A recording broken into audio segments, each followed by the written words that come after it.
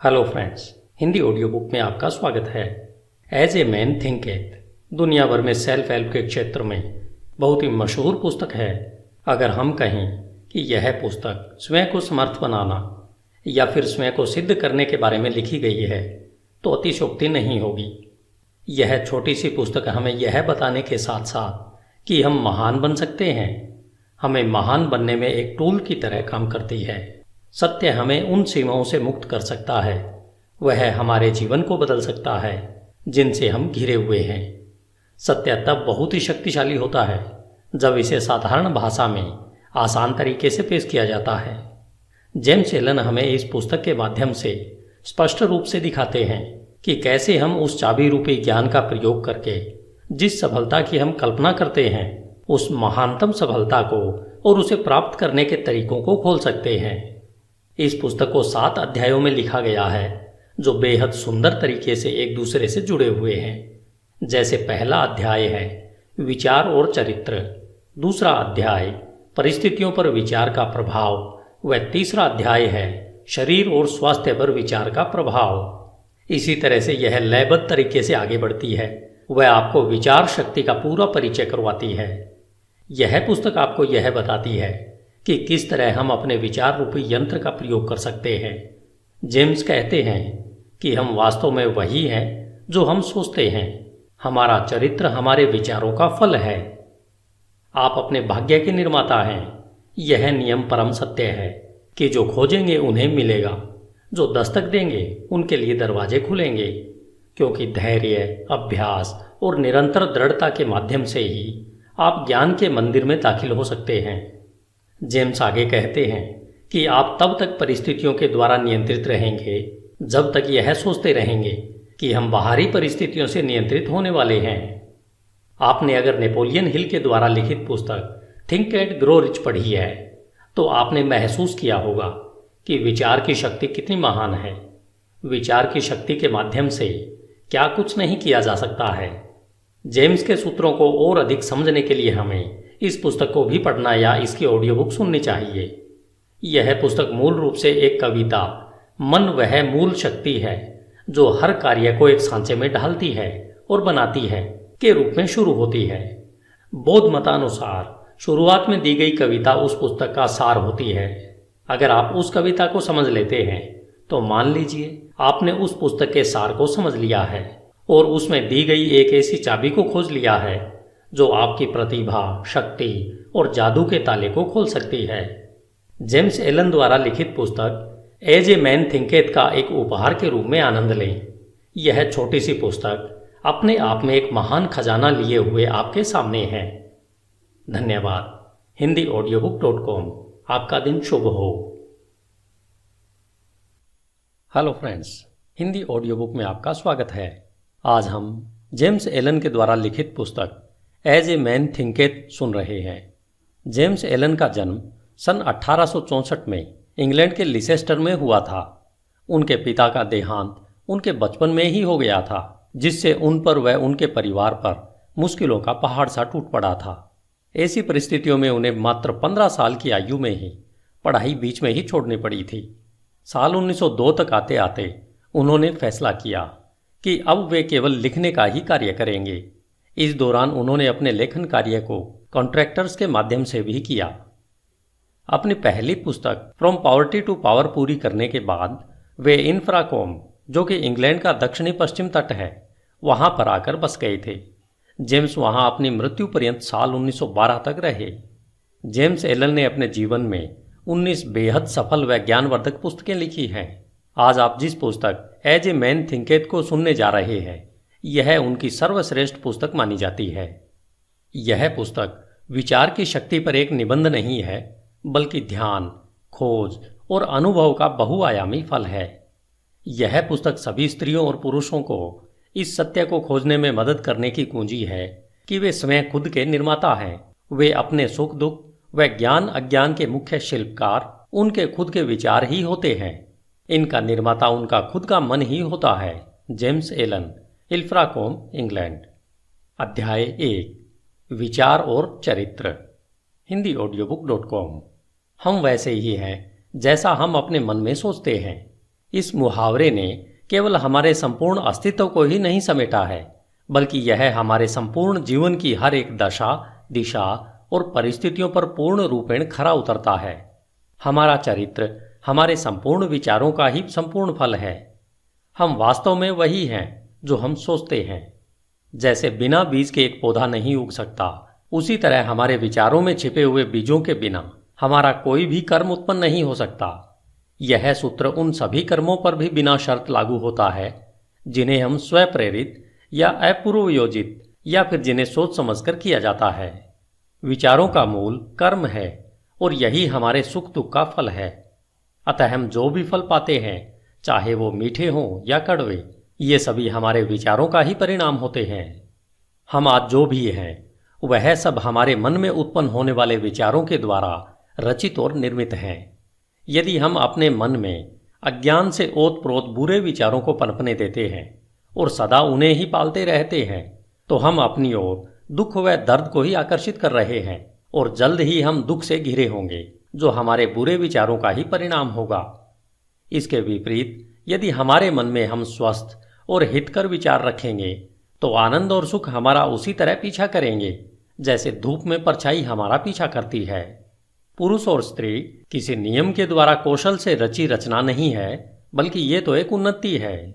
विचारों का जितना प्रभाव पूर्ण और दृढ़ परलोक में है, उतना ही प्रभाव इस भौतिक जगत में भी है।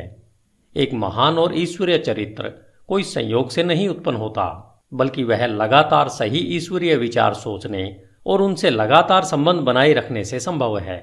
इसी प्रक्रिया के द्वारा नीच और पशुवृत्ति वाले मनुष्य लगातार पोषित किए जा रहे हैं, जो दुष्ट व घृणित विचारों का ही परिणाम है। हम खुद के विचारों के द्वारा ही अच्छे या बुरे इंसान बनते हैं। हमेशा हम अपने विचारों की शस्त्रशाला में उन शस्त्रों का संधान करते रहते हैं जिनका प्रयोग हम हमेशा अपने नाश के लिए करते रहते हैं। हम उन उपकरणों को भी बनाते रहते हैं जिनके द्वारा हम अपने जीवन को सुखद, आनंदमय और शांतिमय बनाते हैं। वह साथ ही साथ समाज को भी इसका लाभ देते हैं। हम सही विचारों के चुनाव से व उनके सच्चे प्रयोग के द्वारा दिव्यता और पूर्णता तक उठ सकते हैं। गलत या बुरे विचारों के प्रयोग के द्वारा हम पशु से भी नीचे स्तर तक गिर सकते हैं। इन दोनों चरम चरित्रों के बीच में ही सभी चरित्र स्तर होते हैं, जिनके निर्माता, कारीगर, पालक व स्वामी हम स्वयं होते हैं। इस युग की सबसे ऊर्जावान, ताकतवर, विश्वास से भरा हुआ दिव्य वचन और दिल को सुख देने वाला आत्मा से संबंधित यह सत्य है कि तुम अपने विचारों के मालिक, चरित्र को ढालने वाले, अपनी परिस्थिति, वातावरण और भाग्य के कारीगर और रचयिता खुद हो। शक्ति, बुद्धि और प्रेम की सत्ता और स्वयं के विचारों के स्वामी तुम खुद हो और तुम्हारे पास ही रूपांतरणकारी व पुनरुत्थान की शक्ति है, जिसके द्वारा तुम खुद को वो बनाते हो जो बनाना चाहते हो। हर परिस्थिति को नियंत्रित करने की चाबी तुम्हारे हाथों में है। तुम अपने हर हाल के स्वामी होते हो, यहां तक कि अपनी सबसे कमजोर और दुराचारी परिस्थिति के मालिक भी तुम खुद ही होते हो। उस समय तुम एक कमजोर और बेकार, मूर्ख घर के मालिक होते हो जो अपने परिवार को गलत ढंग से चला रहा होता है। जब तुम अपनी इस दशा के बारे में सोचते हो और उस सूत्र को जिससे तुम्हारा अस्तित्व है को अपनी पूरी ताकत लगाकर ढूंढते हो, तब तुम एक बुद्धिमान स्वामी के नजरिए से अपनी सभी शक्तियों को बुद्धिमत्ता पूर्वक निर्देशित करते हो और अपने विचारों को एक सुखद, फलदायी रूप देने लगते हो। इसे ही एक बुद्धिमान व जागरूक मालिक कहते हैं, जो अपने विचारों के नियमों को खोजकर अपने जीवन को सही दिशा देता है। इस प्रकार खोज, प्रयोग, आत्मविश्लेषण और अनुभव के द्वारा अपने विचारों के सूत्र खोजकर आप भी एक बेहतरीन मालिक बन सकते हैं। आप जानते हैं कि सोने और हीरे को खोजने के लिए गहन खनन करनी पड़ती है। इसी तरह तुम अपनी आत्मा की खान में गहरा खोदोगे, तभी अपने अस्तित्व से जुड़े हर सत्य जान पाओगे। यदि तुम अपने विचारों को देखो, नियंत्रित करो और उन्हें बदलते हो और दूसरों व अपने जीवन और परिस्थितियों में हो रहे बदलावों के कारण और प्रभावों को महसूस कर, देखकर धैर्यपूर्ण अभ्यास और परख करो। अपने हर अनुभव को, यहाँ तक कि हर दिल के छोटे छोटे बदलावों को भी स्वयं के बारे में आए बदलावों के बारे में जानने के लिए प्रयोग करो, जिससे समझ, बुद्धि और शक्ति जो तुम्हें प्राप्त हो रही है उसे महसूस करो। फिर तुम शायद बिना चूके इस सत्य को सिद्ध कर सकते हो कि तुम अपने चरित्र को बनाने वाले हो, अपने जीवन को सही सांचे में ढालने वाले हो और अपने भाग्य के निर्माता तुम ही हो। इस दिशा में आगे बढ़ते हुए यह नियम परम सत्य है कि जो खोजेंगे उन्हें अवश्य मिलेगा, जो दस्तक देंगे उनके लिए दरवाजे अवश्य खुलेंगे, क्योंकि दृढ़ता, धैर्य और अभ्यास के द्वारा ही तुम ज्ञान के उज्जवल मंदिर में प्रवेश कर सकते हो। धन्यवाद। HindiAudiobook.com। आपका दिन शुभ हो। हिंदी ऑडियो बुक में आपका स्वागत है। अध्याय 2, परिस्थितियों पर विचार का प्रभाव।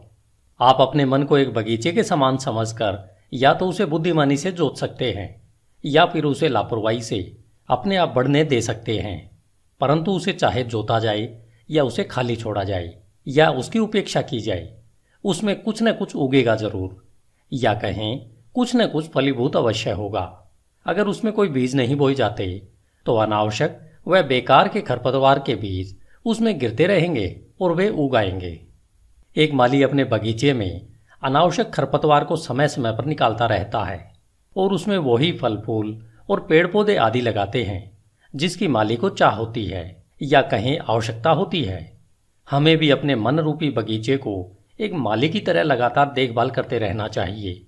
अशुद्ध, बेकार, अनावश्यक और अनुचित विचारों को पहचान कर अपने मन से निकाल फेंकना चाहिए। वह आवश्यक, शुद्ध, उपयोगी और उत्पादक विचारों को फलों और फूलों की तरह सहेज कर उनकी उचित प्रकार से देखभाल करते रहना चाहिए। इस प्रक्रिया का पालन करते हुए उचित समय अवधि में आप जान पाओगे कि आप ही अपनी आत्मा के प्रमुख माली और रक्षक हो। आप ही अपने जीवन के निर्देशक हो। आप ही अपने अंदर विचारों के नियमों को प्रकट कर पाते हो। आप ही हमेशा बढ़ती सत्यता से यह भी समझ पाते हो कि कैसे आपके विचार की शक्तियां और मन के अन्य घटक आपके सच्चे चरित्र, सकारात्मक परिस्थितियां और उज्जवल भाग्य का निर्माण करने के काम में लगे हुए हैं। विचार और चरित्र एक समान होते हैं क्योंकि माहौल और परिस्थितियों के द्वारा ही चरित्र निर्मित होता है और प्रकट होता है। इस प्रकार आप हर समय यह देखेंगे कि आपके जीवन की बाहरी परिस्थितियां आपके अंतर्मन के विचारों से परस्पर जुड़ाव और तालमेल में रहेंगी। इसका मतलब यह बिल्कुल नहीं है कि हर समय जैसी आपकी परिस्थिति है वह आपके पूरे चरित्र को ही दर्शाती रहती है। इसका अर्थ यह है कि वे परिस्थितियां आपकी विचारधारा के किसी आवश्यक पहलू से उस समय के लिए इतना करीब से जुड़ी हुई हैं कि वे आपकी प्रगति के लिए आवश्यक हों। आज आप जिस भी स्थिति में हैं वह सब आपकी सत्ता के नियमों के कारण ही हैं। आपको इस जगह आपके विचार ही लेकर आए हैं। आपके जीवन की संरचना में संयोग नाम की कोई चीज नहीं है। जो भी है वह उस नियम का ही परिणाम है जो अचूक है। यह बात उनके लिए उतनी ही सही है जो अपनी परिस्थितियों के साथ तालमेल में कमी का अनुभव करते हैं, जितना कि उनके लिए जिन्हें लगता है कि वे परिस्थितियों से संतुष्ट हैं। एक प्रगतिशील और जागरूक सत्ता के रूप में आप जहां पर हो वहां इसलिए हो कि आप उससे सीख कर आगे बढ़ सको। जैसे आप परिस्थिति में निहित आध्यात्मिक शिक्षण को सीख लेते हो, वह निकल जाती है और दूसरी परिस्थितियों के लिए जगह बनाती है। जब तक आप यह विश्वास करते रहोगे कि आप बाहरी परिस्थितियों द्वारा प्रभावित प्राणी हो, तब तक आप परिस्थितियों की मार खाते रहोगे। लेकिन जब आपको यह अनुभव होगा कि आप एक रचनात्मक शक्ति हो और उस छिपी हुई भूमि और बीज जिससे परिस्थितियां पनपती है पर अपना अधिकार जमा सकते हो, तब आप सही मायने में अपने खुद के स्वामी बन जाते हो। आत्म परीक्षण और आत्म संयम का अभ्यास करने वाले सभी लोग यह जानते हैं कि परिस्थितियां विचारों से ही उत्पन्न होती है। उन्होंने यह देखा है कि उनकी परिस्थितियों में फेरबदल उनकी मानसिक स्थिति में फेरबदल से सीधे अनुपात में होता है। यह सही है कि जब आप उत्सुकता से अपने विचारों की कमियों को दूर करने में स्वयं को लगा लेते हो, तब आप बहुत जल्दी प्रगति करते हैं और बहुत सारे परिवर्तनों से जल्दी ही गुजरते हैं। हर विचार रूपी बीज जिसे मन में विचारों के माध्यम से बोया जाता है वह अच्छी उपज ही देगा और देर सवेर किसी न किसी कार्य के रूप में फलता फूलता है। वह उसमें परिस्थिति रूपी फल अवश्य लगते हैं। अच्छे विचार अपने अनुरूप अच्छे फल और बुरे विचार हमेशा बुरा ही फल देते हैं। परिस्थितियों का बाहरी जगत विचार के आंतरिक जगत का निर्माण करता है। किसी इंसान को अच्छाई की चरम सीमा तक ले जाने के लिए प्रिय व अप्रिय बाहरी परिस्थितियों के वे मुख्य घटक हैं।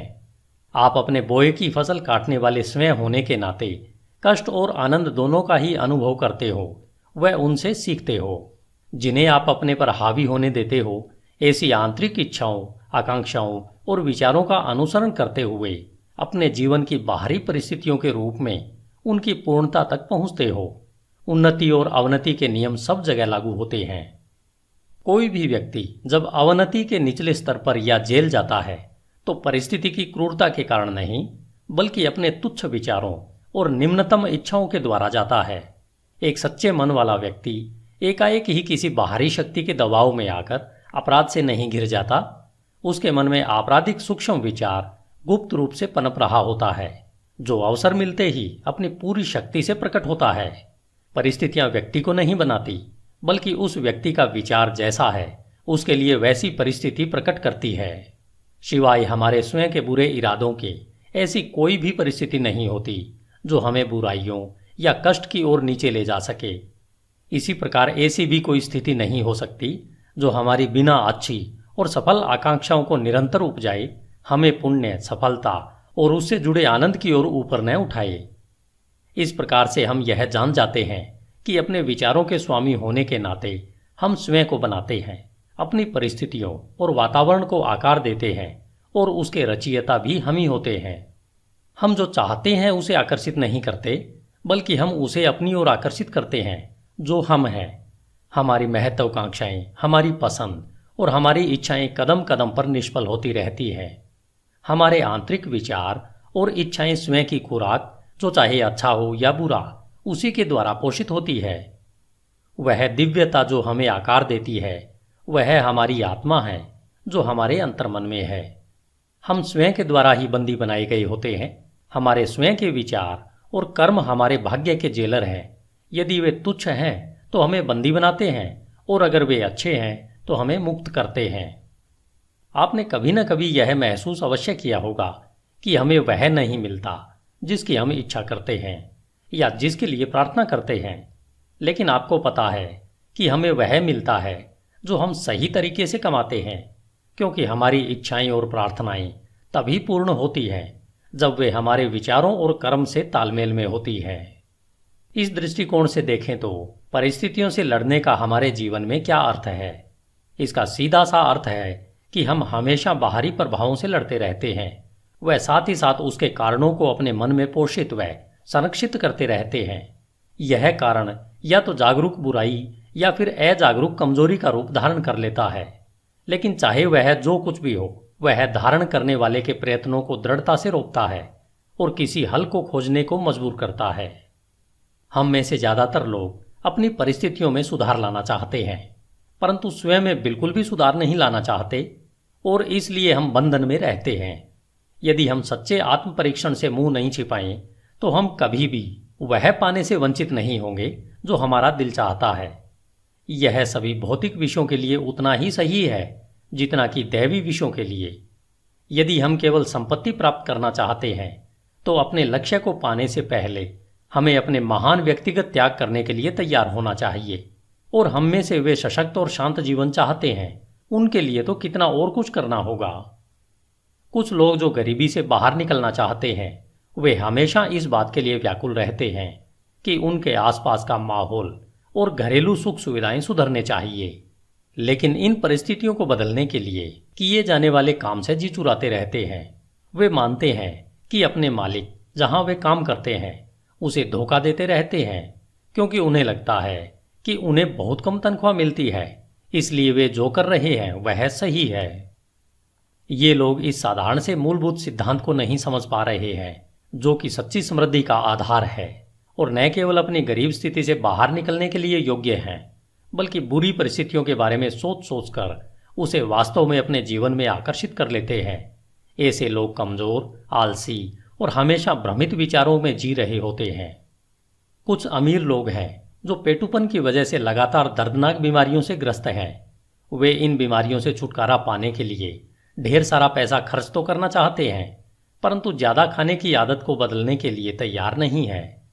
वे ज्यादातर चटपटे और मजेदार खाने की अपनी इच्छा को हमेशा संतुष्ट करना चाहते हैं और अच्छा स्वास्थ्य भी चाहते हैं। ऐसे लोग अच्छे स्वास्थ्य के लिए अयोग्य हैं क्योंकि उन्होंने स्वस्थ जीवन के पहले सिद्धांत को अभी तक नहीं सीखा है। कुछ मालिक हैं जो गलत रास्ते से धन कमाकर अमीर और ज़्यादा अमीर होना चाहते हैं, जिसके लिए वे चालाकी से सही वेतन न देकर ज़्यादा काम करवाना चाहते हैं। ऐसे मालिक समृद्धि के बिल्कुल योग्य नहीं है। जब इनका प्रतिष्ठा और समृद्धि दोनों ही मामलों में दिवाला निकल जाता है, तब ये लोग परिस्थितियों को दोष देते रहते हैं, लेकिन वे यह नहीं जानना चाहते कि अपनी इस परिस्थिति के वे ही पटकथा लेखक हैं। ये 3 उदाहरण मात्र इस सत्य को बताने के लिए कहे गए हैं कि लोग अपनी परिस्थितियों को बिना जाने निरंतर उन विचारों और इच्छाओं को प्रोत्साहित कर रहे हैं जो उन अच्छे फल से संभवतः तालमेल नहीं खाते हैं जो वे चाहते हैं। वे ऐसा करते हुए अच्छे फल को निरंतर निष्फल कर रहे हैं। ऐसे किस्से कई गुना बढ़ सकते हैं और निरंतर चल सकते हैं, लेकिन इसकी आवश्यकता नहीं है। यदि हम दृढ़ निश्चय कर लें कि हम अपने मन और जीवन में विचार के नियम के क्रम को खोजेंगे, और जब तक ऐसा नहीं होगा तब तक केवल बाहरी तथ्य तर्क के लिए पर्याप्त नहीं हो सकता। परिस्थितियां फिर भी इतनी जटिल है, विचार इतना गहराई से बैठा है और व्यक्ति व्यक्ति में प्रसन्नता की अवस्था इतनी भिन्न है कि हमारी समस्त आत्मदशा, जो हमें पता है, केवल जीवन के बाहरी पहलू के तहत किसी के द्वारा आंकी नहीं जा सकती है। कोई व्यक्ति किन्हीं कार्यों में ईमानदार हो सकता है परंतु अभावग्रस्त है, जबकि दूसरा व्यक्ति कई कार्यों में बेईमान हो सकता है फिर भी खूब संपत्ति हासिल करता है। और इसका अधिकतर मतलब निकाला जाता है कि कोई व्यक्ति इसलिए असफल होता है क्योंकि वह ईमानदार है और दूसरा व्यक्ति इसलिए सफल है कि वह बेईमान है। और यह सतही निर्णय के फलस्वरूप होता है, जो यह मान लेता है कि बेईमान व्यक्ति लगभग पूरी तरह से भ्रष्ट है और ईमानदार व्यक्ति लगभग पूरी तरह से पुण्यात्मा है। गहन ज्ञान और विस्तृत अनुभव के आधार पर यह निर्णय गलत माना जाता है।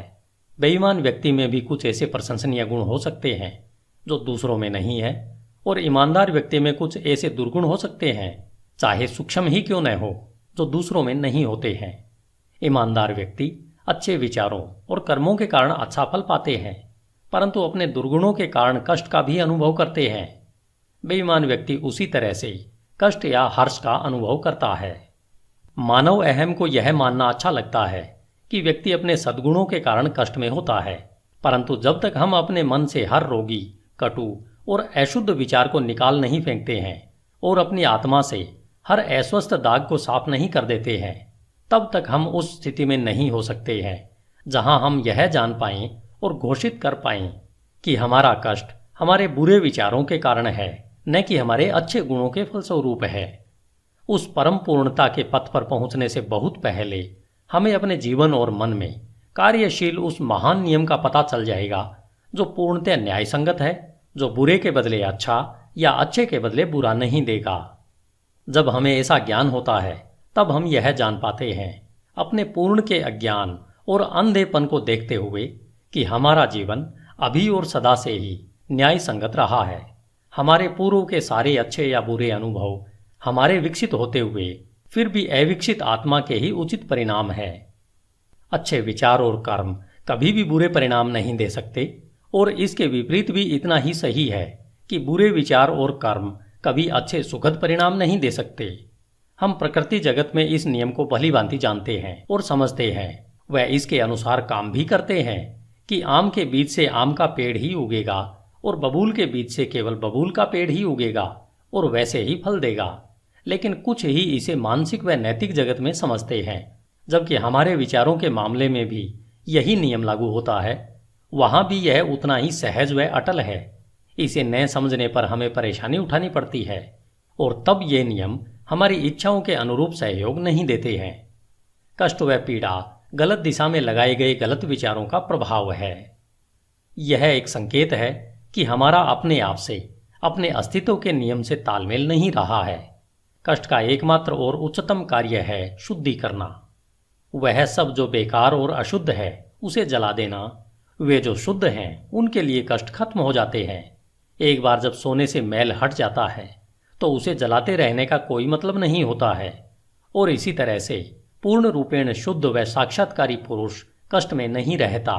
वह परिस्थितियां जिनका हम कष्ट से सामना करते रहते हैं वे हमारी मानसिक विसंगतियों का परिणाम है। वे परिस्थितियां जिनका हम कृपा व आनंद से सामना करते हैं, वे हमारी मानसिक संगति का नतीजा है।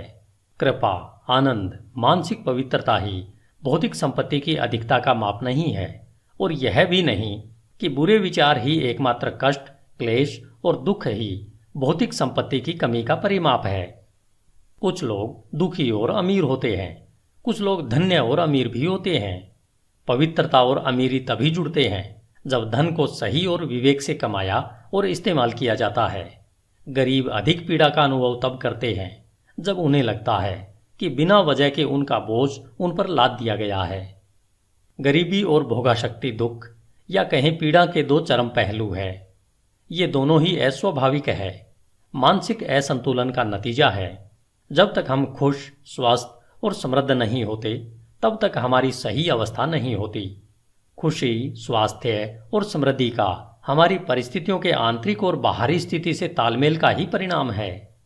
जब हम शिकायत व तिरस्कार करना बंद कर देते हैं और उस छिपे हुए नियम को जो हमारे जीवन को संचालित करता है उसे ढूंढना शुरू करते हैं, तब हम खुश, स्वस्थ और समृद्ध होना शुरू कर देते हैं। और जब हम अपने मन में उस संचालित करने वाले घटक को अपना लेते हैं, तब हम दूसरों पर अपने कष्ट का कारण होने का आरोप लगाना बंद कर देते हैं और हम सशक्त और स्वस्थ विचारों को अंतर्मन में बढ़ाने लगते हैं। हम परिस्थितियों पर चीखना चिल्लाना बंद कर देते हैं। वह अपनी तीव्र प्रगति के लिए अपने अंदर छिपी हुई शक्तियों और संभावनाओं को खोज करके एक साधन के रूप में प्रयोग करना शुरू कर देते हैं।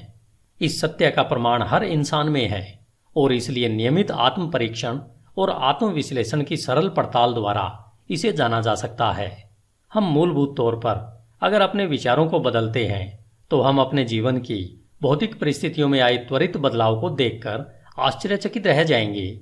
कभी कभी हमें लगता है कि हम अपने विचारों को गुप्त रख सकते हैं, परंतु ऐसा नहीं है। वे जल्दी ही आदत में बदल जाते हैं और आदत परिस्थितियों का रूप ले लेती है। बुरे और निम्न स्तर के विचार आक्रोश और नशे की आदत बनाते हैं, जो पीड़ा, कष्ट और गरीबी का रूप लेते हैं। किसी तरह के भी विनाशकारी विचार अनसुलझी थकाऊ आदतें बन जाती है, जो ध्यान भंग करने वाली और विपरीत परिस्थितियों का आकार ले लेती है। डर, संशय और अनिर्णायक विचार कमजोर और बेमेल आदतों का रूप ले लेते हैं, जो असफलता, गरीबी और निर्भरता की परिस्थितियों के रूप में आकार लेती है। आलसी विचार बेईमानी और गंदगी का रूप लेते हैं, जो गरीबी व नीचता का आकार लेती है। घृणित और दंडनीय विचार हिंसा और आरोप लगाने की आदत का रूप लेते हैं, जो चोट लगने व दंड मिलने वाली परिस्थितियों का आकार लेते हैं। हर तरीके से स्वार्थी विचार स्वार्थीपन का रूप लेते हैं, जो उन परिस्थितियों को आकर्षित करते हैं जो दुखदायी होती है। दूसरी ओर हर तरह के सुंदर विचार कृपा और अच्छाई का रूप लेते हैं, जो प्रिय और सुखद परिस्थितियों को आकार देते हैं। रचनात्मक विचार आत्मसंयम और संतुलित मन का रूप लेते हैं, जो शांति और विश्रांति की परिस्थितियों का आकार लेती है। साहस, आत्मनिर्भरता और निर्णय के विचार सशक्त और फलदायी आदतों का रूप लेते हैं, जो सफलता, प्रचुरता और मुक्ति की परिस्थितियों को आकार देती है। ऊर्जापूर्ण विचार सफाई पसंद व उद्यमी आदतों को आकार देती है। मृदुल व क्षमाशील विचार मृदुलता की आदत का रूप लेते हैं, जो सुरक्षित व स्वस्थ परिस्थितियों को आकार देती है। प्रेमपूर्ण और निस्वार्थ विचार दूसरों के लिए स्वयं को भूल जाने की आदत का रूप लेते हैं, जो निश्चित और स्थायी प्रचुरता व सच्ची समृद्धि की परिस्थितियों को आकार देती है। लंबे समय तक एक ही तरीके की विचारधारा, चाहे वह अच्छी हो या बुरी, चरित्र और परिस्थितियों पर अपना प्रभाव अवश्य छोड़ती है। हम अपनी परिस्थितियां प्रत्यक्ष तरीके से नहीं चुन सकते, लेकिन अपने विचारों को चुन सकते हैं और इस तरह अप्रत्यक्ष रूप से अवश्य ही परिस्थितियों को आकर्षित कर सकते हैं। प्रकृति हमारे साथ है, हमारे अपने द्वारा काम करती है, जिससे कि हम इन विचारों का आनंद उठा सकें, जिन्हें हम पोषित करते हैं, और ऐसे अवसर प्रस्तुत होते हैं जो जल्दी ही अच्छे और प्रभावशाली विचारों को सतह पर ले आते हैं। जैसे ही हम अपने नकारात्मक और विनाशकारी विचारों को त्यागते हैं, पूरा संसार हमारे प्रति मधुर हो जाता है और हमारी मदद करने को तैयार हो जाता है। जैसे ही हम अपने कमजोर और दूषित विचारों से दूर जाने लगते हैं, हर तरफ ऐसे अवसर उमड़ने लगते हैं जिससे कि हमारे सशक्त संकल्प को मदद मिले। जैसे ही हम अच्छे विचारों को बढ़ावा देते हैं तो कोई भी दुर्भाग्य हमें शर्म और कष्ट से नहीं घेरता है। संसार हमारा बहुरूपदर्शी कैलिडोस्कोप है और हर क्षण जिन विभिन्न रंगों को प्रस्तुत करता है वे हमारे सतत उभरते विचारों के अद्भुत चित्र हैं। धन्यवाद। HindiAudiobook.com। आपका दिन शुभ हो। Hello friends, Hindi audio book में आपका स्वागत है। अध्याय 3, शरीर और स्वास्थ्य पर विचार का प्रभाव। As a man thinketh, written by James Allen. हमारा शरीर हमारे मन के आदेशों का अक्षरशः पालन हमेशा एक सेवक की तरह करता है। यह मन के हर क्रियाकलापों का पालन करता है, चाहे फिर वे सोच विचार कर चुने गए हों या स्वतः प्रकट हुए हों।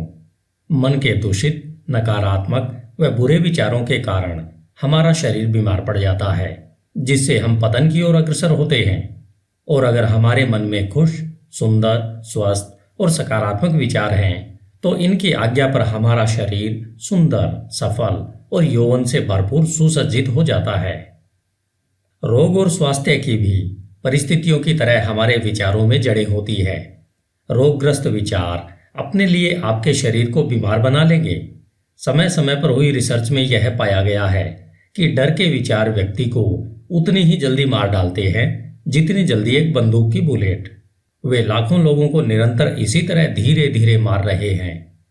जो लोग किसी जानी पहचानी या अनजान बीमारी के डर में रहते हैं, बीमारी उन्हें देर सवेर अपनी पकड़ में ले ही लेती है।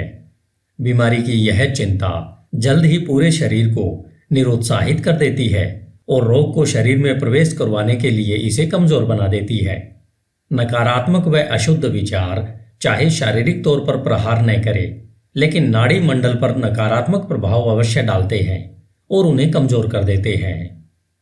सुंदर, सकारात्मक, शुद्ध व प्रसन्न विचार शरीर को जोश और लावण्य से सुसज्जित करते हैं। शरीर नाजुक और ढलने वाला यंत्र है। यह उन विचारों पर तत्काल प्रतिक्रिया करता है जो उस पर प्रभाव डालते हैं। आपके विचार करने की आदत के कारण विचार किए गए विचारों का प्रभाव आपके शरीर पर अवश्य पड़ता है। चाहे आपने अच्छे या बुरे पर विचार किया हो, प्रभाव अवश्य पड़ेगा। जब तक लोग नकारात्मक विचारों को फैलाते रहेंगे, तब तक उनमें अशुद्ध और जहरीला रक्त बहता रहेगा। शुद्ध हृदय और मनन से शुद्ध जीवन और शुद्ध शरीर उत्पन्न होता है। दूषित व नकारात्मक मन से दूषित व नकारात्मक शरीर व जीवन ही उत्पन्न होते हैं। विचार ही कर्म, जीवन और प्रकटीकरण का स्रोत है।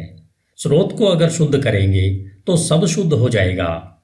अच्छे स्वास्थ्य की चाहत में जो लोग भोजन का तरीका या शैली बदलते हैं, यह तब तक उनकी मदद नहीं करेगा जब तक वे अपने विचारों को नहीं बदल लेते हैं।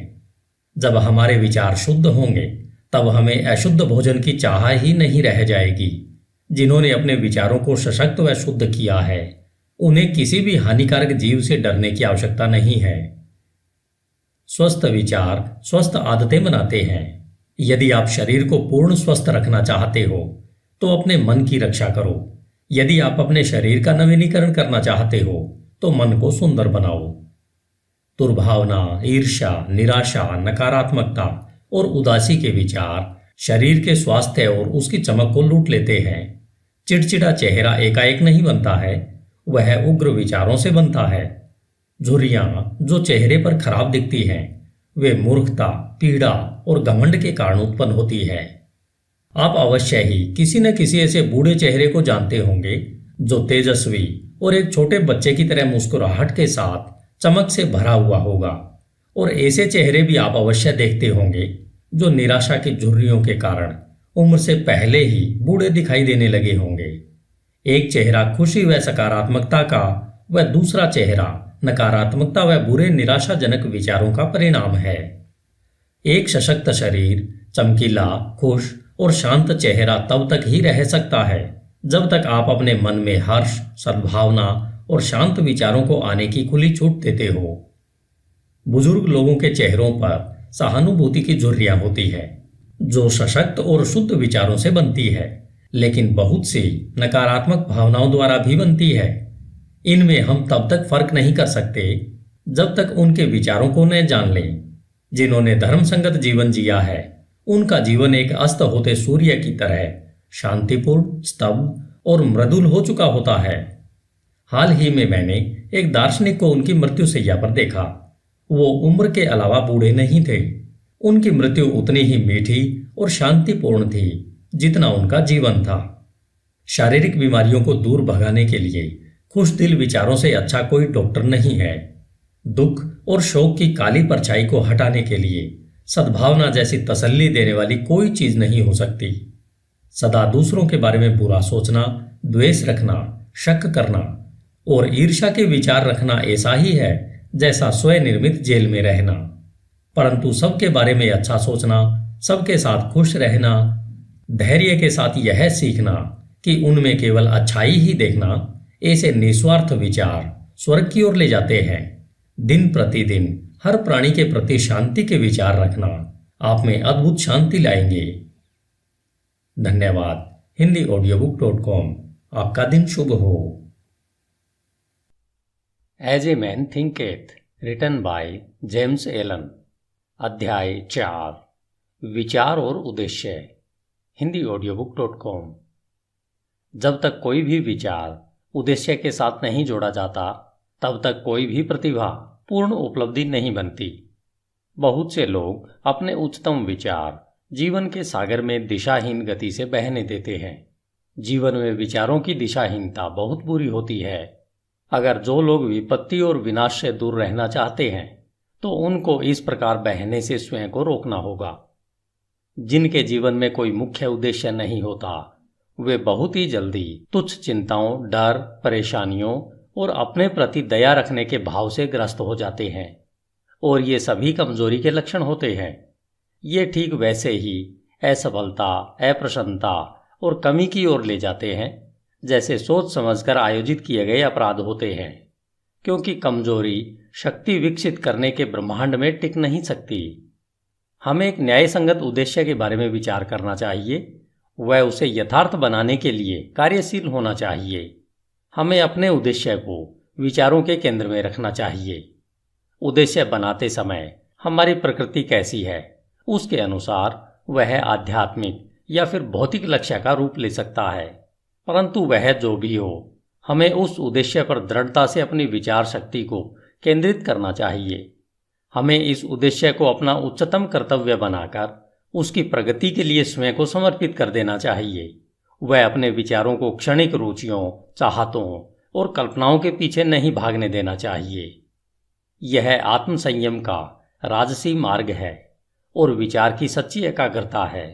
यदि हम बार बार अपने उद्देश्य को पाने में असफल हो रहे हैं तो यह तब तक होता रहता है जब तक हम अपनी कमजोरी से ऊपर नहीं उठ पाते हैं और इससे हम चरित्र के सामर्थ्य को प्राप्त करते हैं।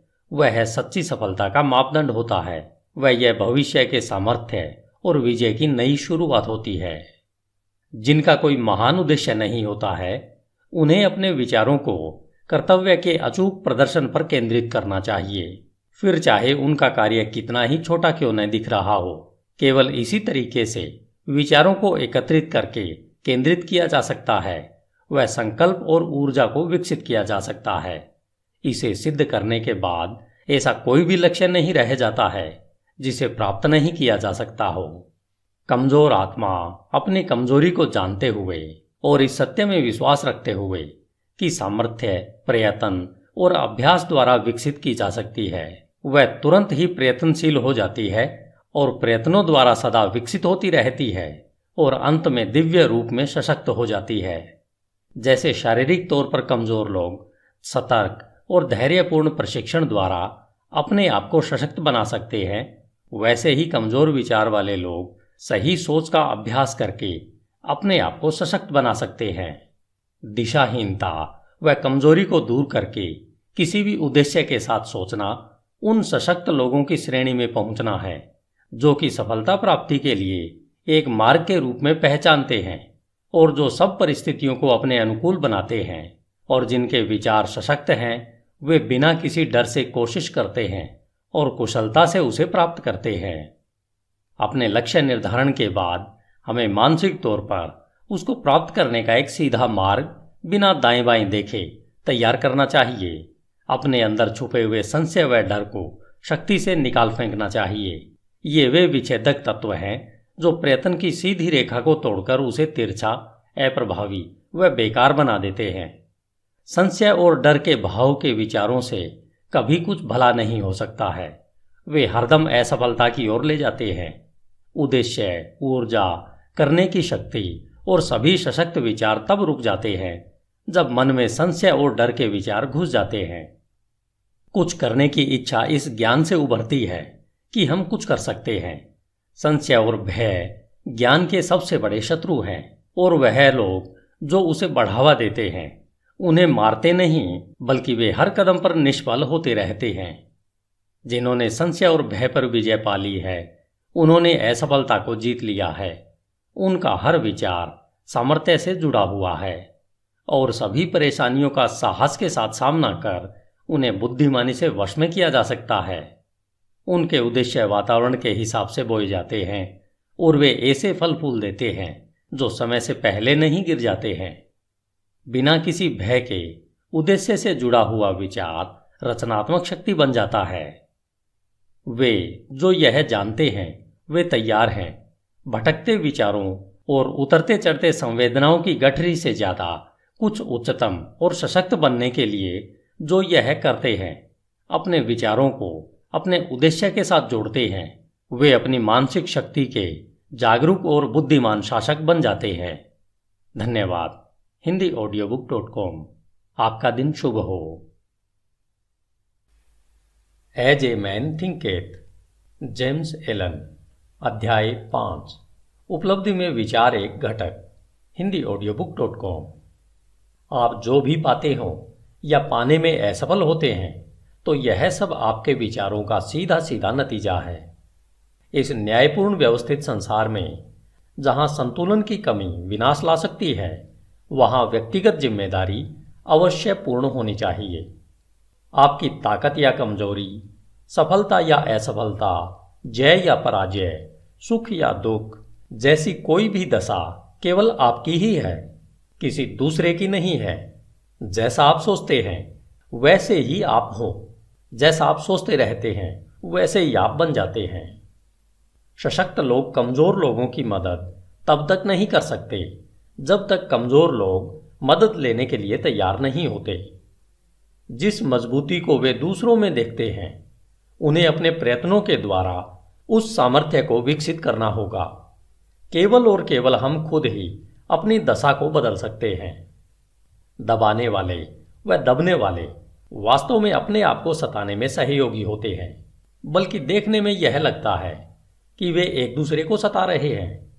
पूर्ण ज्ञान कर्म के नियम को दबाने वाले की कमजोरी में और दबाने वाले की दुष्प्रयुक्त शक्ति में देखता है। पूर्ण प्रेम दोनों के कष्ट को देखकर किसी का भी हनन नहीं करता। पूर्ण करुणा दबाने वाले और दबने वाले दोनों को ही अपनाती है। जिन्होंने कमजोरी पर विजय पा ली है और सभी स्वार्थी विचारों को त्याग दिया है, जो न तो अत्याचारी हैं और न ही वह जिन पर अत्याचार हो रहा है, वे मुक्त हैं। कुछ पाने से पहले, जो चाहे सांसारिक वस्तुएं हों, हमें अपने विचारों को अति भोगवादी होने से ऊपर उठाना चाहिए। हमें सफलता पाने के लिए सभी स्वार्थों को नहीं तो कुछ को तो छोड़ना ही होगा। अगर हमारे सभी विचार भोगवादी हैं, जिससे हम न तो ठीक प्रकार से सोच सकते हैं और न ही ठीक योजना बना पाते हैं, इसलिए हम ज्यादातर क्षेत्रों में असफल होते हैं। हमने अभी तक अपने विचारों को प्रभावशाली तरीके से नियंत्रित नहीं किया है और इसलिए हम गंभीर जिम्मेदारियों को अपनाने के योग्य नहीं होते। हम न तो अकेले कोई कार्य करने में स्वतंत्र हैं और न ही अकेले खड़े रहने में। हमने जो विचार चुने हैं हम उनके द्वारा सीमाबद्ध हैं।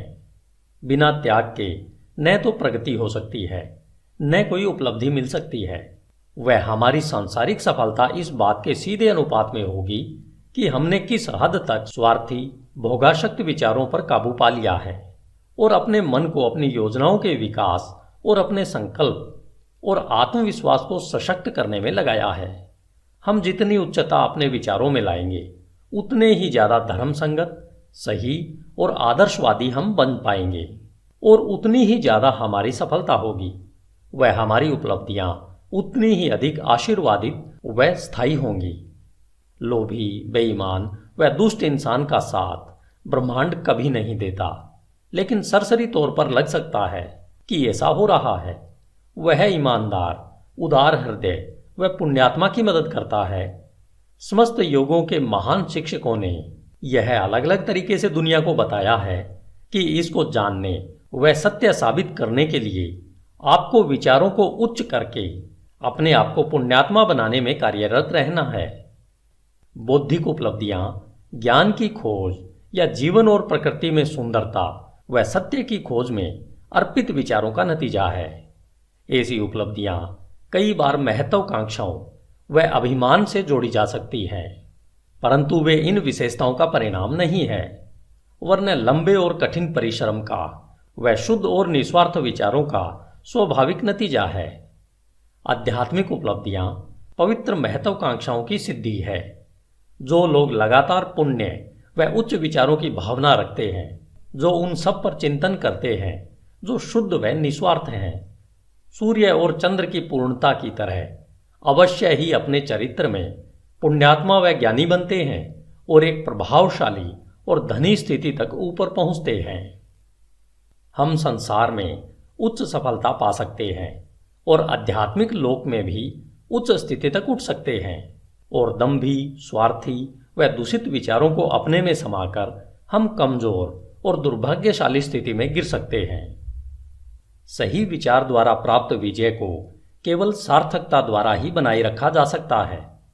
जब सफलता मिलना तय होता है तो बहुत से चूक जाते हैं और शीघ्र ही असफलता को चखते हैं। समस्त उपलब्धियां चाहे व्यापार, बौद्धिक या आध्यात्मिक जगत में हो, निश्चित रूप से निर्देशित विचारों का फल है और उसी नियम के अधीन है और उसका वही तरीका है। फर्क सिर्फ प्राप्ति के लक्ष्य में है। वे जिन्हें बहुत कम मिलता है उन्हें थोड़ा त्याग भी करना चाहिए, और जो ज्यादा प्राप्त करते हैं उन्हें ज्यादा त्याग करना चाहिए। वे जिन्हें उच्चतम मिलता है उन्हें महान त्याग करना चाहिए। धन्यवाद। HindiAudiobook.com। आपका दिन शुभ हो। As a man thinketh, James Allen. अध्याय 6। परिकल्पनाएं और आदर्श। स्वप्न देखने वाले इस संसार के मसीहा हैं। जिस तरह से दृश्य जगत अदृश्य द्वारा पोषित है, उसी तरह मानवता सभी परीक्षाओं, गलतियों और कष्ट में उसके योगी स्वप्न देखने वालों की सुंदर परिकल्पनाओं द्वारा पोषित होती है। मानवता अपने स्वप्न दृष्टाओं को भूल नहीं सकती। वे उनके आदर्शों को ऐसे ही फीका पड़कर मर जाने नहीं दे सकती। वह उनमें रहती है। वह उन्हें वास्तविकताओं जैसा मानती है, जैसे कि एक दिन वह उन्हें देखेगी और जान पाएगी। संगीतकार, मूर्तिकार, चित्रकार, कवि, पैगंबर, ऋषि ये जगत के परे की दुनिया के बनाने वाले हैं, स्वर्ग के शिल्पकार हैं। यह जगत सुंदर है क्योंकि ये इसमें रहते हैं। उनके बिना श्रमकारी मानवता मिट जाएगी। जो अपने हृदय में एक सुंदर परिकल्पना को व उच्च आदर्श को संजोते हैं, एक दिन उसे साकार कर पाएंगे। कोलंबस ने एक दूर देश की कल्पना को संजोया था और उसने उसे खोज निकाला। कोपरनिकस ने संसारों की अनेकता और एक विस्तृत ब्रह्मांड के होने की परिकल्पना को पोषित किया था और उसने उसे प्रकट भी किया। भगवान बुद्ध ने निष्कलंक सुंदरता और पूर्ण शांति के आध्यात्मिक जगत की परिकल्पना को संजोया था और उन्होंने उसमें प्रवेश भी किया। अपनी परिकल्पनाओं को पोषित करो, अपने आदर्शों को पोषित करो। तुम्हारे हृदय में जो संगीत उमड़ता है, मन में जो सुंदरता रूप लेती है, तुम्हारे सूक्ष्मतम विचारों को जो खूबसूरती लपेटती है, उसे पोषित करो, क्योंकि उन सब में से हर्षपूर्ण परिस्थितियां और स्वर्गपूर्ण वातावरण पनपेंगे और बढ़ेंगे। यदि तुम इनके प्रति सच्चे रहो तो तुम्हारे संसार का अंततः निर्माण होगा। चाहने से तुम पाओगे, आकांक्षा रखने से प्राप्त करोगे।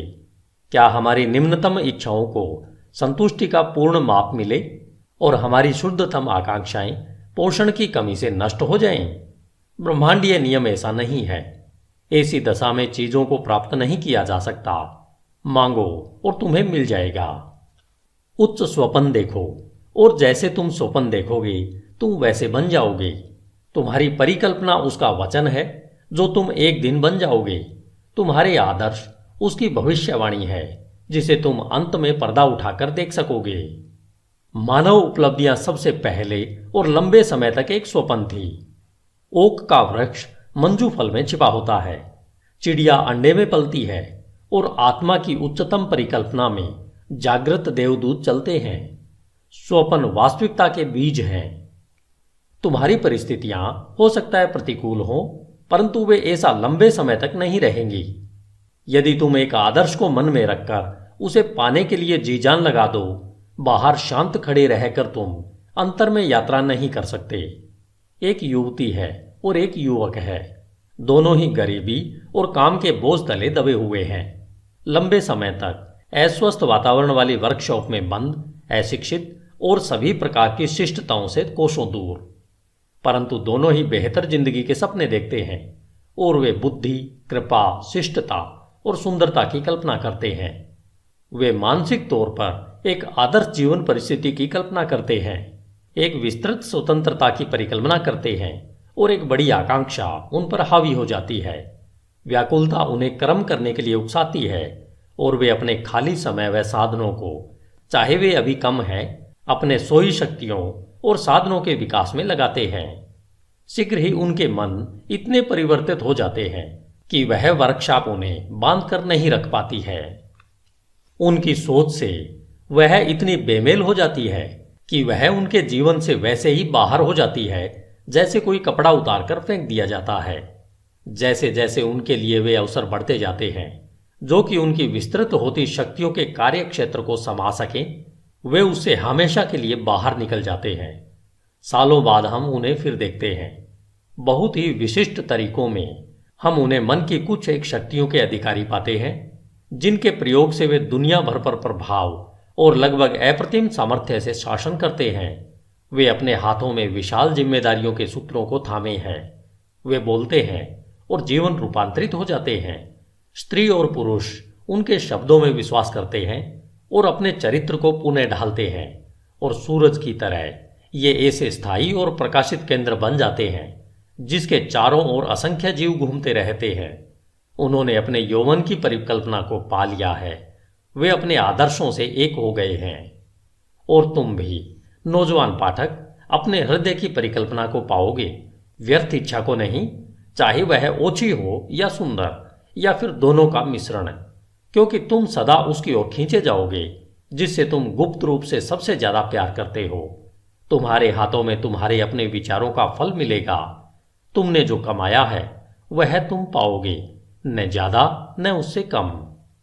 तुम्हारे वर्तमान का वातावरण चाहे कैसा भी क्यों न हो, तुम्हारे विचारों, तुम्हारी परिकल्पना, तुम्हारे आदर्श द्वारा तुम या तो गिरोगे, वैसे ही रहोगे, या फिर उठोगे। तुम अपने नियंत्रित इच्छाओं जितना छोटे बन जाओगे या तुम अपनी प्रबल अभिलाषाओं जैसे महान बन जाओगे। स्टैंटन क्रिगहम डेविस के सुंदर शब्दों में, तुम बही खाते संभाल रहे हो और तुम अभी उन दरवाजों से बाहर निकलते हो जो इतने समय से तुम्हें लगता था कि तुम्हारे आदर्शों के लिए रुकावट थे, और अपने आप को श्रोताओं के सामने पाते हो। पेन अभी भी तुम्हारे कान पर अटका है, उंगलियों पर शाही के धब्बे हैं, और तभी उसी क्षण में तुम्हारे अंतर में प्रेरणा की वर्षा होने लगती है। तुम बकरियों को चरा रहे होते हो और शहर में घूमते हुए पहुंच जाते हो, फटे मुंह देहाती की तरह, और आत्मा के निर्भय मार्गदर्शन में तुम एक गुरु के आश्रम में पहुंच जाते हो। और एक समय के बाद वे कहते हैं, तुम्हें सिखाने के लिए मेरे पास और कुछ नहीं है। अब तुम स्वयं गुरु बन गए हो, जो थोड़े समय पहले तक बकरियां चराते हुए महान कार्यों के घटने के स्वप्न देखा करता था। बेपरवाह, अज्ञानी और आलसी केवल चीजों के लिए प्रत्यक्ष प्रभाव को देखते हुए, न कि स्वयं चीजों को, भाग्य, किस्मत और संयोग के बारे में बात करते हैं। किसी को धनवान बनता देखकर कहते हैं, कितना भाग्यशाली है। किसी को सुप्रसिद्ध विद्वान बनता देख वे आश्चर्य से कहते हैं, उस पर कितनी कृपा दृष्टि है। और किसी साधु प्रवृत्ति वाले व्यक्ति और उसका अन्य लोगों पर प्रभाव पड़ते देखकर वे टिप्पणी करते हैं, देखो किस्मत कैसे हर कदम पर उसका साथ दे रही है। वे उन परीक्षाओं, असफलताओं और संघर्ष को नहीं देखते जो इन स्त्री पुरुषों ने अनुभव पाने के लिए सहर्ष स्वीकारा है। उन्हें इनके द्वारा किए गए त्याग का, साहसिक प्रयत्न का और विश्वास जिसे उन्होंने अपनाया है का जरा सा भी ध्यान नहीं है, जिससे कि वे अलंध्य दिखने वाले लक्ष्य को प्राप्त कर सकें और अपने हृदय की परिकल्पना को पा सकें। उन्हें मन के अंधकार और दिल के टूटने का कोई एहसास नहीं होता। उन्हें केवल प्रकाश और प्रसन्नता दिखती है और वे उसे भाग्य कहते हैं। वे लंबी और कठिन यात्रा नहीं देखते, केवल सुखी परिणाम को देखते हैं और वे उसे सद्भाग्य कहते हैं। वे प्रक्रिया को नहीं समझते, केवल नतीजा देखते हैं और उसे संयोग कहते हैं। हर मानव कार्य में प्रयत्न है और फल भी है, और प्रयत्न कितना सशक्त है इसे फल से मापा जाता है। यह कोई संयोग नहीं है। कहे जाने वाले उपहार, शक्ति, भौतिक, बौद्धिक और आध्यात्मिक अधिकार प्रयत्न के हैं। वे पूर्ण किए हुए विचार हैं, प्राप्त किए हुए लक्ष्य हैं, साकार परिकल्पनाएं हैं।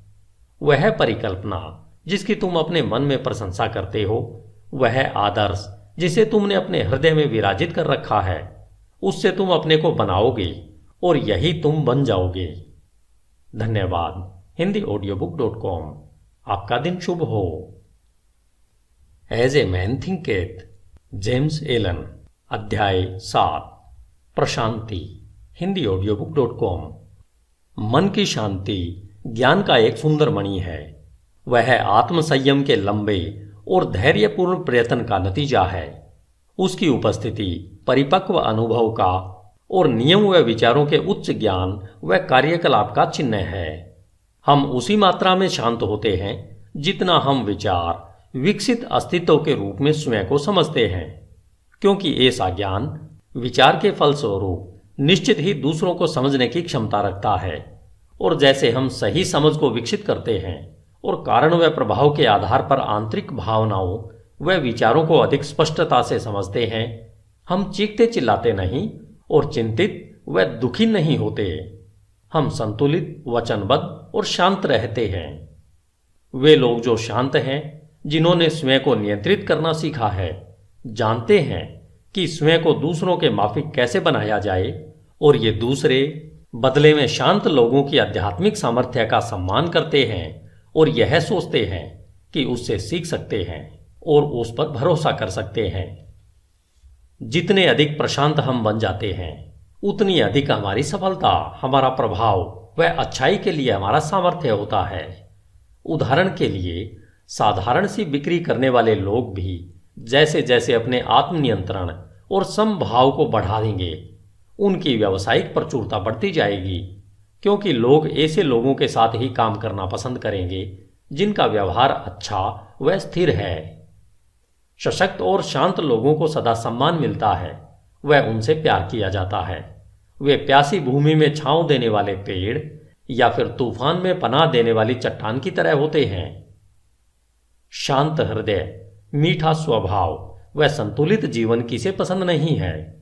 इससे कोई फर्क नहीं पड़ता कि वर्षा होती है या सूरज चमकता है, या इन आशीर्वादों को पाने वालों के जीवन में क्या परिवर्तन आते हैं। वे हरदम मधुर और शांत रहते हैं। वह चरित्र की विशिष्टता जिसे शांतता कहते हैं, संस्कृति का आखिरी सबक है। वह जीवन का फूलना है, आत्मा का फलना है। वह ज्ञान की तरह मूल्यवान है और उसकी सोने से भी ज्यादा कामना करनी चाहिए।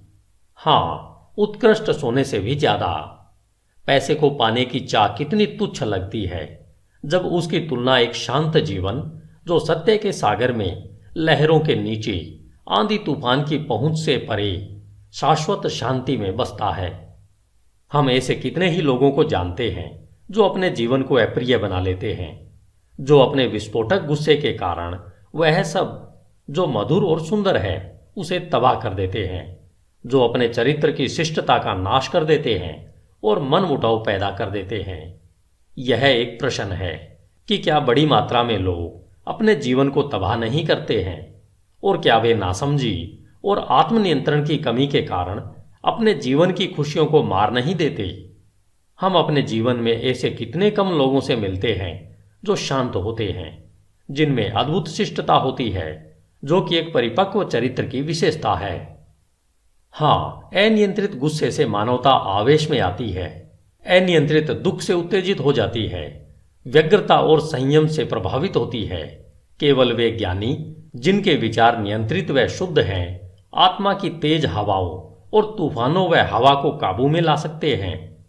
तूफान में डांवाडोल आत्मा, चाहे तुम कहीं भी क्यों न हो, चाहे किसी भी परिस्थितियों में क्यों न रहते हो, यह जानती है कि जीवन के समुद्र में पवित्रता के द्वीप मुस्कुरा रहे हैं और तुम्हारे आदर्शों का उजला किनारा तुम्हारे आने का इंतजार कर रहा है। विचारों की पतवार को अपने हाथों में कसकर पकड़ कर रखो। तुम्हारी आत्मा के जहाज में प्रबल स्वामी आराम करता है, वह केवल सोता है, उसे जगाओ। आत्मनियंत्रण सामर्थ्य है, सही विचार श्रेष्ठता है, शांतता शक्ति है। अपने हृदय से कहो, शांत रहो, स्थिर रहो। धन्यवाद। HindiAudiobook.com। आपका दिन शुभ हो।